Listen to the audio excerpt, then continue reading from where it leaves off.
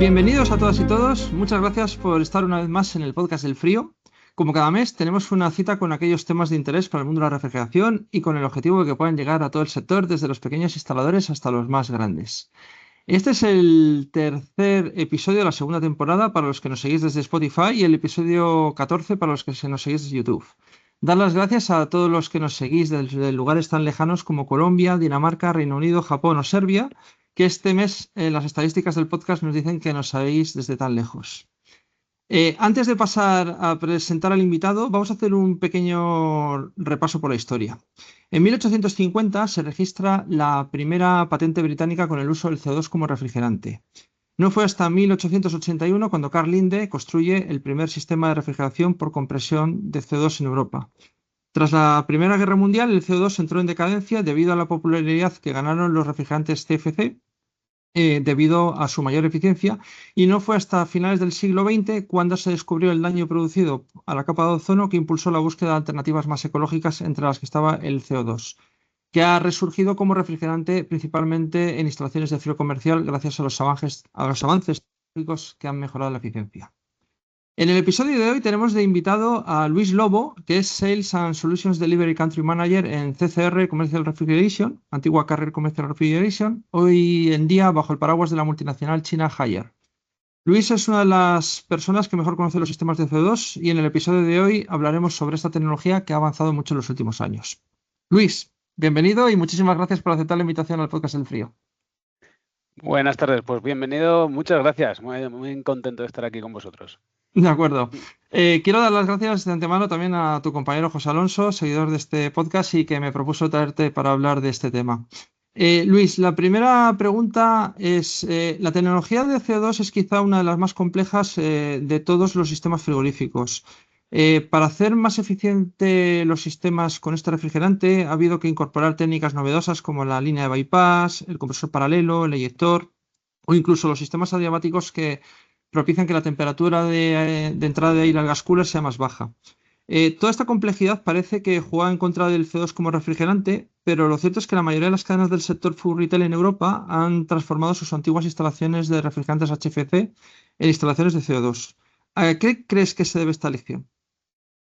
Bueno, pues es verdad lo que comentabas antes, el CO2 se utilizaba hace muchos años, se dejó de utilizar, aparecieron otros refrigerantes, en gran medida se dejó de utilizar por una no desarrollo, vamos a decir así, electrónico suficiente, desde mi punto de vista, para controlar las presiones principalmente, y se dejó de utilizar. Ahora que estamos en estas condiciones, o desde hace unos años, yo creo que era un refrigerante natural, es un refrigerante natural que bien tiene unas capacidades termodinámicas o yo creo que muy buenas, que podemos exprimir al máximo, pero que más que lo que es las propiedades termodinámicas del refrigerante, yo creo que principalmente estaremos todos de acuerdo en que es la normativa la que nos ha impulsado en el cambio, la normativa F-Gas que entra en 2014, se aprueba en 2015 hasta 2030, tenemos ahí un periodo de ir reduciendo paulatinamente el consumo de refrigerantes HFCs. Yo creo que básicamente la normativa, y también es verdad que ahora cada vez más tenemos las empresas un pensamiento, vamos a decir, ecológico, sostenible. Ahora todas las empresas tienen una figura de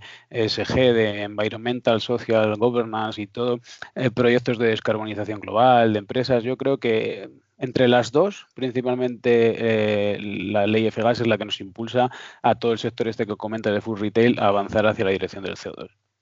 Sí, estoy bastante de acuerdo con ese análisis. Uno de los elementos que puede mejorar la instalación frigorífica es la instalación de un enfriador mecánico a la salida del gas cooler. El enfriador mecánico sería una enfriadora o pequeña unidad condensadora con un refrigerante como por ejemplo el propano, que reduzca la temperatura de salida del gas cooler para que ésta se sitúe en unos 2 grados Kelvin por encima de la temperatura ambiente. Esto se empezó utilizando en las primeras instalaciones transcríticas que se hicieron en España. Luego se fue abandonando, pero me ha llegado que se ha empezado a recuperar como un sistema de apoyo cuando hay temperaturas altas. ¿Para climas cálidos como el nuestro es un buen sistema de apoyo?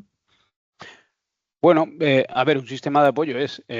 A mí en su momento, cuando se empezaron a trabajar con las instalaciones de CO2, con estos subcoolers que llamábamos, en muchas ocasiones eran de HFCs, de R410 principalmente. A mí no me gustaba mucho porque estábamos invirtiendo en aquel momento, en 2014, 2015, estábamos yendo hacia una solución de CO2 y de repente necesitábamos meter un sistema periférico paralelo que utilizaba HFC. La verdad es que era un poco no cumplir con el objetivo de quitarnos de los HFCs. Entonces es verdad que en aquel momento no me gustaba.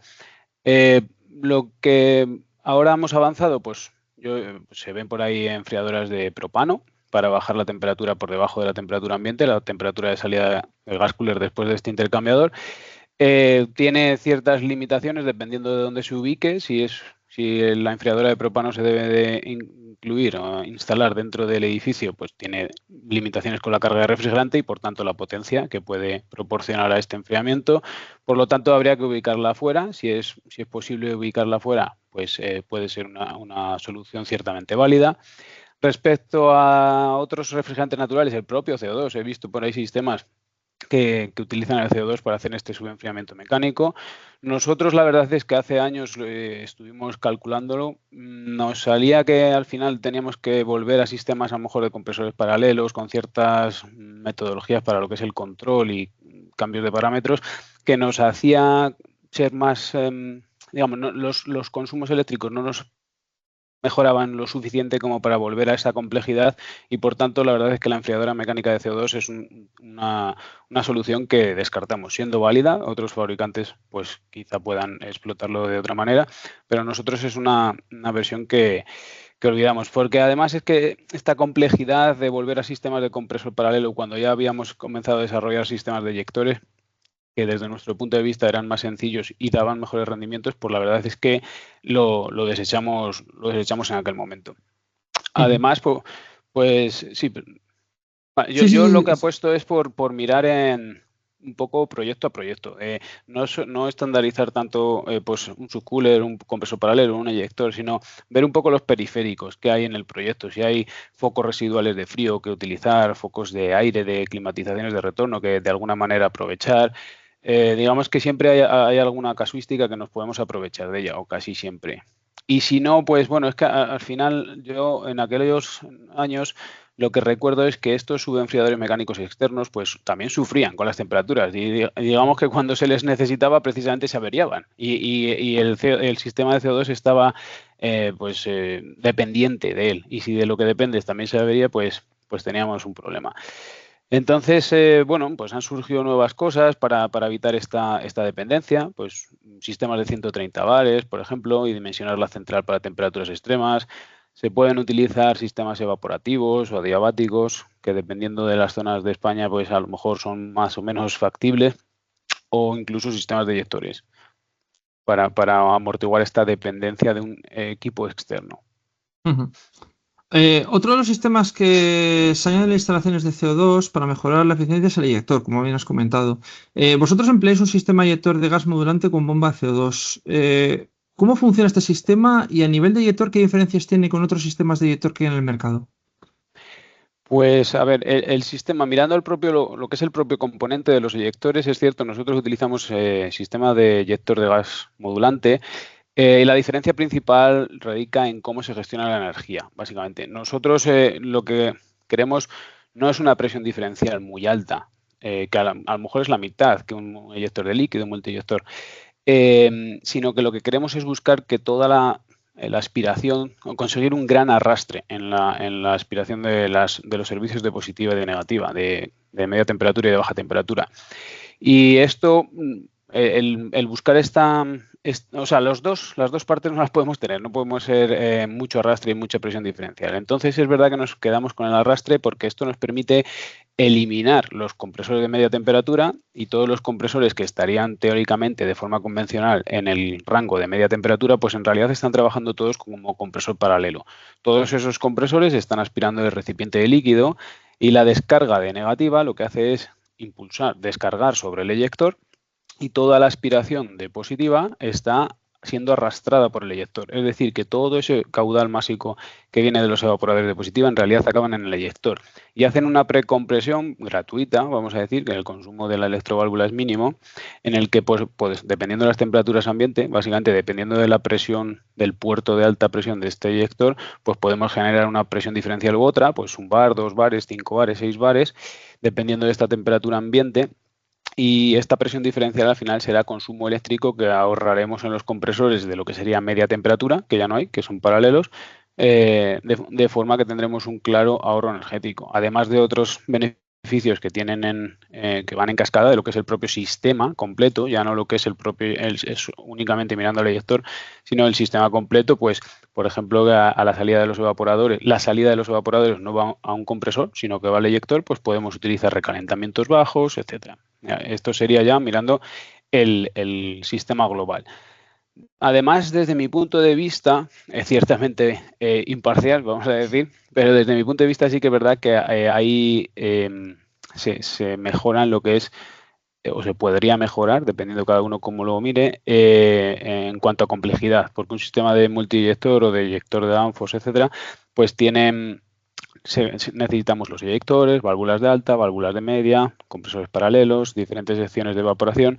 Y la verdad es que yo al principio, cuando estudié este sistema de eyectores de gas modulante, pues parecía complejo, pero en realidad solo tienen los eyectores, que también harían la función de válvula de alta, y la bomba de CO2. Y esta bomba de CO2, de hecho, ya se están, bueno, no desarrollando, ya se están comercializando sistemas donde ya la bomba no existe, es simplemente una válvula, como una solenoide. Entonces, es otra simplicidad más del sistema.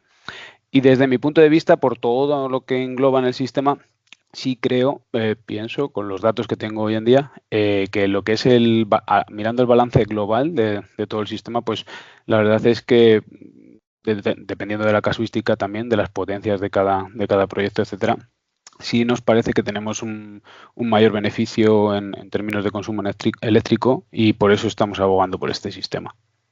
Uh-huh. La recuperación de calor es una de las ventajas que tiene el CO2 transcrítico. No solo para tener agua caliente sanitaria, también se está empleando mucho en otras aplicaciones como el calentar glicol para poder usar en los desescarches, incluso sacar gas caliente directo a los servicios. Esta última opción es menos frecuente. No es imprescindible montarlo, pero ¿crees que se puede entender el CO2 transcrítico sin la recuperación de calor? Sí, depende un poco de dónde miremos. Digamos que en el entorno del sur de Europa sí, o sea, digamos que el seleccionar el CO2 como refrigerante o no de una instalación de frío, pues no lo achacamos a que se recupere o no calor. Digamos que de forma idónea se debería recuperar. Para ser más eficiente, sostenible, lo que estábamos hablando antes, ¿por qué tener que utilizar más electricidad para los compresores o los ventiladores si podemos recuperarla? ¿O por qué no dejar de ahorrar en un combustible fósil si hay calderas o lo que sea que haga el calentamiento de agua? ¿Por qué no utilizarlo si es precisamente esto? Lo que pasa que yo creo que aquí, por ejemplo, en el norte de Europa es obligatorio. Todos los sistemas tienen que tener una recuperación de calor residual. En el centro y sur de Europa no es necesario. Y además yo creo que en el sur de Europa, por nuestra cultura, no funciona muchas veces. Por ejemplo, un supermercado pequeño que está debajo de un edificio de viviendas sería un sitio, parece que no se está recuperando el calor porque no hay un uso de calor en el propio supermercado, pero sería bastante fácil, si la cultura nos lo permitiese, vender ese excedente de calor a la propia comunidad y ahorrar unos litros de gasoil o llegar a un tipo de acuerdo. Pero esto yo creo que es más cultural o hasta que la normativa no lo imponga, pues la verdad es que lamentablemente no buscamos estos análisis tan sencillos de llegar a un acuerdo que al final sería una relación buena para las dos partes. Uh-huh. A nivel de aceites, hemos vivido también muchos cambios. Se empezó con los POE 68. Algún fabricante emplea el POE 85 para CO2 transcrítico y ahora estamos viendo mucho los PAG. En base a tu experiencia, ¿qué diferencias aportan unos y otros lubricantes al compresor? Pues bueno, a ver, nosotros en realidad trabajamos con los dos, depende un poco el sistema, las potencias, etcétera. Sí que es verdad que yo siempre hemos tenido en mente que el PAG es más, digamos, químicamente sería mejor, por decirlo así, porque tiene mejores capacidades, propiedades de lubricación, soporta mejor a lo mejor altas temperaturas. Es muy higroscópico, pero no es miscible. Bueno, necesita otra serie de gestión del aceite por gravedad, etcétera, pero es verdad que los sistemas que fabricamos con este aceite tienen una gran robustez. Quizá en este sentido, pues los POEs han sido un poco más una herencia de los freones, unos desarrollos del propio POE que han adaptados a otras presiones y temperaturas para que no se degraden. Pero digamos químicamente siempre hemos tenido esto en mente. Pero es cierto que trabajamos con los dos. Entonces, en estos, nosotros utilizábamos antes, digamos, el PAG es para sistemas activos de aceite, el POE podíamos hacerlos en sistemas pasivos, y es cierto que, como comentabas antes, pues Linde, cuando trabajamos como Linde, pues utilizamos sistemas pasivos de aceite, donde no teníamos un decantador, un separador de aceite y una nodriza de aceite. Y un poco por herencia, nosotros, en nuestro caso, seguimos utilizando los POEs y se estandarizó mucho el trabajar con los POEs. También una cosa que nos ha ayudado mucho es que los POEs, pues bueno, podemos encontrar varios fabricantes. En los PAG, pues no tantos, no hay tanta diversidad. Es cierto que muchos fabricantes, incluso de compresores, pues miraron, digamos, tienen muy estandarizado el trabajo con POEs. Incluso algunos vienen precargados, y de esta manera pues todo se avanzó mucho con POE durante muchos años. Y ahora pues a lo mejor cambiar a PAG pues puede tener problemas, incluso los mantenimientos. De repente una central que siempre se ha estado comercializando con POE, de repente que venga con PAG, pues que el mantenimiento se puedan mezclar los dos aceites, pues puede generar un problema grave para la instalación, y a lo mejor se ha ido arrastrando por esa parte. Pero digamos que los dos trabajan francamente bien. Es cierto que nosotros utilizamos los PAG para potencias más elevadas, pero no es porque sea mejor. Digamos que es un tema de fabricación, de estandarización de productos de diferentes rangos. Pero los dos trabajamos bien con ellos. Yo, fíjate, en ese aspecto, hablando alguna vez con algún compañero, me ha comentado que él prefería un poco los POE, porque en el POE se veía un poquito más... si había burbujas de refrigerante. Es decir, que con el PAG era un poco más complicado de verlo. No sé, depende también un poco de la experiencia.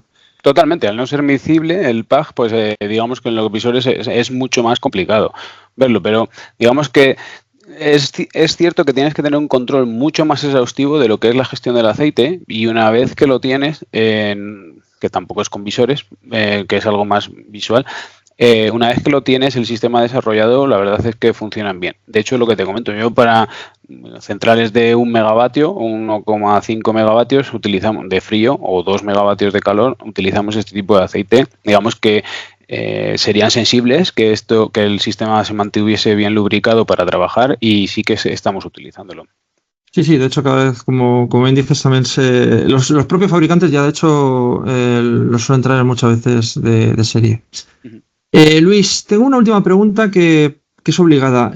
Como comentaba al principio, el negocio de lo que era Carrier Commercial Refrigeration fue adquirido por Haier, lo que hoy en día es CCR, que es una de las multinacionales chinas, Haier, más grandes y que está creciendo mucho en el mercado. Todo el mundo se pregunta si este movimiento anticipaba una posible entrada en el mercado de unidades condensadoras de CO2 transcrítico, que actualmente está dominado por las marcas japonesas. ¿Veremos en los próximos años unidades condensadoras de CO2 transcrítico para competir con las japonesas, o el mercado lo tenéis acotado a las centrales que ya fabricáis desde hace unos años?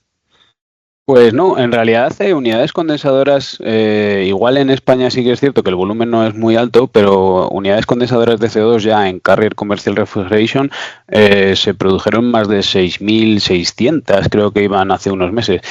Digamos que ahora nuestra ambición es que, al ser adquiridos por la multinacional china Haier, lo que estamos desarrollando con la inversión que nos traen, es nuevos sistemas de fabricación, de estandarización, con el que es poder llegar a ser más competitivos, ojalá, y poder competir con estas marcas japonesas, sí, pero no es dejando de lado las centrales transcríticas, y ya te digo, en realidad ya comercializábamos este tipo de producto, de unidades condensadoras de CO2 para baja potencia, unos 6 kilovatios, 3 kilovatios, 10 kilovatios. Sí, más o menos el mercado que estamos viendo actualmente de potencias que traen las unidades condensadoras, por lo menos de los fabricantes japoneses. Luis, quiero darte las gracias por haber colaborado con tu presencia en esta edición del podcast El Frío. Ha sido un auténtico placer poder charlar contigo sobre CO2, y espero tener en el futuro de nuevo a vosotros por aquí. Muchas gracias a vosotros, José María, por la oportunidad en formar parte del canal. La verdad es que encantado de poder haber comentado aquí un poco técnicamente diferentes visiones del mundo de la refrigeración con CO2 y nos veremos pronto. Sí, sí. Y a vosotros os esperamos el próximo mes en un nuevo episodio del Podcast El Frío con un nuevo invitado o invitada que a buen seguro os aportará su conocimiento en el mercado de la refrigeración. Muchas gracias por vuestra atención y hasta entonces.